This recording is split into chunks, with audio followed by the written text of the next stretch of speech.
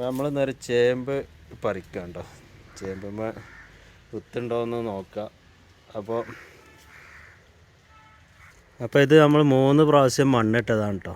നമ്മൾ ഇതിൻ്റെ പട്ട ഇങ്ങനെ ഒരു 3 പട്ട വരുമ്പോൾ അതിങ്ങനെ ചവിട്ടിയിട്ട് ഇതിങ്ങനെ ഇങ്ങനെ മടക്കി വെച്ചിട്ട് ഇങ്ങനെ വീണ്ടും 3 വട്ടം വരുമ്പോൾ മണ്ണിടും, വീണ്ടും മണ്ണിടും. അങ്ങനെ 3 പ്രാവശ്യം മണ്ണിട്ടതാണ്. അങ്ങനെ മണ്ണിട്ടിട്ടുണ്ടെങ്കിൽ വിത്ത് നല്ല ഉണ്ടാവും, ചേമ്പുണ്ടാവും എന്ന് പറഞ്ഞിട്ടാണ് അങ്ങനെ ചെയ്തത്. അപ്പോൾ നമുക്കതൊന്ന് ടെസ്റ്റ് ചെയ്ത് നോക്കാം, പറിച്ച് നോക്കാം. നമ്മൾ പറിക്കുകയാണല്ലോ. പറിക്കുമ്പോൾ ആദ്യം ഇതിൻ്റെ ഈ വലിയ തണ്ടുകളൊക്കെ ഒന്ന് മാറ്റി വെച്ച് കൊടുക്കുകയാണ്. അപ്പോൾ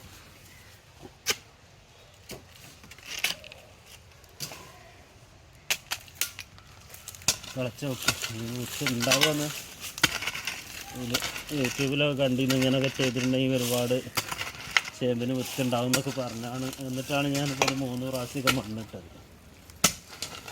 അത് ഏകദേശം ഒരു അടിയൊക്കെ താഴ്ചയിലാവും ഇതിൻ്റെ ഇത് വിത്തുണ്ടാവുക. നമ്മളൊന്ന് കളച്ച് നോക്കുകയാണ് കേട്ടോ. ഇതുവരെ ഒന്നും കണ്ടില്ല. വിത്തുണ്ട്. അപ്പോൾ ആദ്യം നമ്മൾ കളച്ച് നോക്കാം. നമുക്ക് ഒരു വിത്താപ്പോൾ കിട്ടിയത് കേട്ടോ. അപ്പോൾ അത് ഒന്നിന് കൊത്തുണ്ട്. അപ്പോൾ ആദ്യം ഒന്ന് പറിച്ച് നോക്കാം. എന്നിട്ട്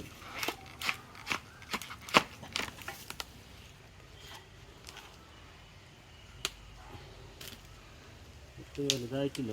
വിത്തൊക്കെ ഇവിടെ പൊട്ടി ആയിട്ടുണ്ട് കേട്ടോ. ചെറിയ വിത്തുകളാണ്.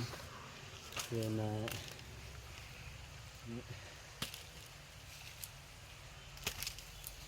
ആയിട്ടില്ല.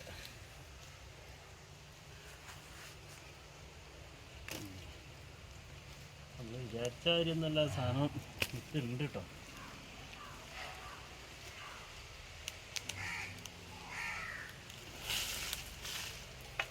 ഇങ്ങനെ കാറ്റേക്ക് കളിച്ച് നോക്കാം.